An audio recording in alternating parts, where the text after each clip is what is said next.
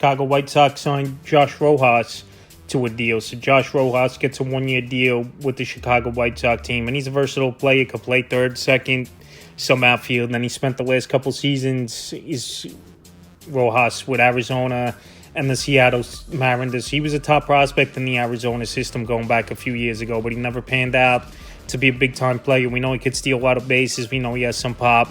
And he'll definitely make this White Sox team out of spring training, I believe, is Rojas, and he's on the 1-year deal where he'll get some playing time, but even then, I don't think he has fantasy value. 30 years old already.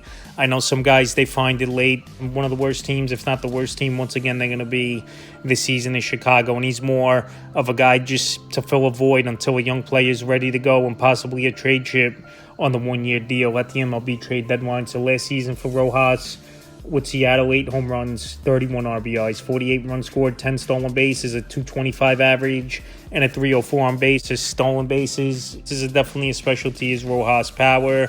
Last couple of years hasn't really been there, not going to drive in a lot of runs. But last season, he almost had a full year with 422 at-bats for the Seattle Mariners, where they had trouble hitting the baseball, needed a stopgap option, and that's exactly what he's going to be for the White Sox. But like I said, not enough consistency, doesn't do one thing great to secure much fantasy value. But someone maybe you want to take in later rounds is Rojas and speculate on, but I just don't see him having much fantasy value besides stolen bases, but low batting average. Now have home runs, really, he's not going to drive in runs, and pretty much only a stolen base and defensive specialist. So Josh Rojas signs with the Chicago White Sox, and we'll see if he can have a breakout season with his new team entering the 2025 season.